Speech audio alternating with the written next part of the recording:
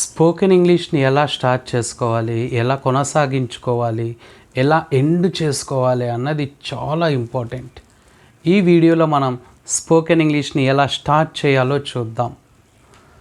Beginners అంటే spoken English నేర్చుకునే వాళ్ళకి మినిమం తక్కువ 125 నుండి 150 వర్డ్స్ తెలిసి ఉండాలి. అది మనం ఫస్ట్ టార్గెట్గా పెట్టుకోవాలి. మళ్ళీ ఈ వీడియోలో మనం స్పోకెన్ ఇంగ్లీష్ ఎలా స్టార్ట్ చేసుకోవాలి అన్నది చూద్దాం.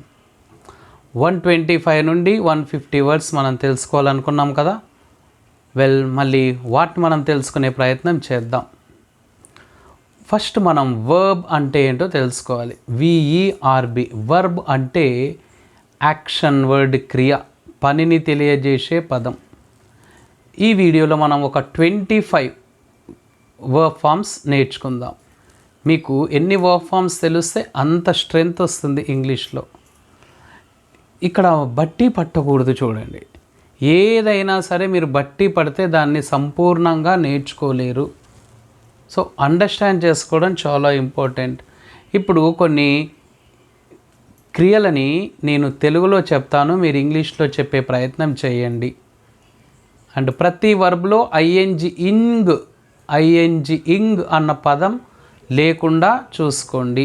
ఎగ్జాంపుల్, ఇప్పుడు మనకి మూయడం అంటే క్లోజింగ్ అనకుండా ఇంగు తీసేస్తే క్లోజింగ్లో ఏమొస్తుంది, మనకి క్లోజ్ వస్తుంది. అలా చెప్పండి, ఇంగు లేకుండా చెప్పండి. నేను తెలుగులో చెప్తాను, మీరు ఇంగ్లీష్లో చెప్పండి. నేను తెలుగులో చెప్పిన తర్వాత ఒక 2 సెకండ్స్ ఆగుతాను, మీరు గెస్ చేయండి అంతవరకు. స్టార్ట్ చేసుకుందాం. మరి తెరవడం, ఓపెన్. చదవడం, రీడ్. ఇంగు ఫామ్ని వాడొద్దు.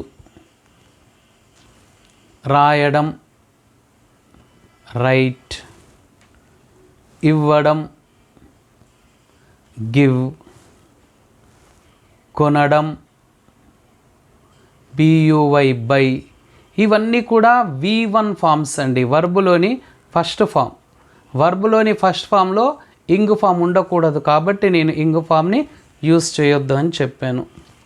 తీసుకోవడం, టేక్. తినడం, ఈట్. త్రాగడం, డ్రింక్. తొలగించడం, రిమూవ్. ఇంగు ఫామ్ని తీసేయండి. లెక్కించడం, కౌంట్. ఉతకడం, వాష్. శుభ్రపరచడం, ట్రై చేయండి, క్లీన్. గీయడం, డ్రా. సహాయం చేయడం, హెల్ప్. కూర్చోవడం, సిట్. నిలబడడం, స్టాండ్. చూడడం, లుక్ లేదా లుక్ అట్ అనడం బెటర్. వినడం, లిసిన్ టు. లిసిన్ తర్వాత టు వాడతాం, TO2. స్విచ్ ఆన్ చేయడం అంటే స్విచ్ ఆన్.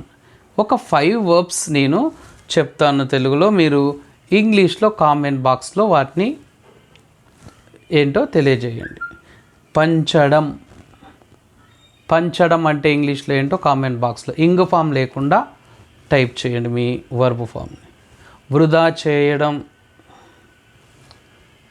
బాధ పెట్టడం, తనిఖీ చేయడం, సరి చేయడం. ఈ 5 లాస్ట్ 5ని మీరు ఇంగ్లీష్లో ఏమనుకుంటున్నారో కామెంట్ బాక్స్లో పోస్ట్ చేయండి. మళ్ళీ అప్కమింగ్ వీడియోలో ఇంకొన్ని అంటే ఇంకా 25 V1 ఫామ్స్ మనం లర్న్ చేద్దాం. మళ్ళీ స్పోకెన్ ఇంగ్లీష్ నేర్చుకోవాలనుకుంటున్న మీ ఫ్రెండ్స్తో ఈ వీడియోని షేర్ చేసుకోండి, చాలా యూస్ఫుల్ ఉండబోతుంది.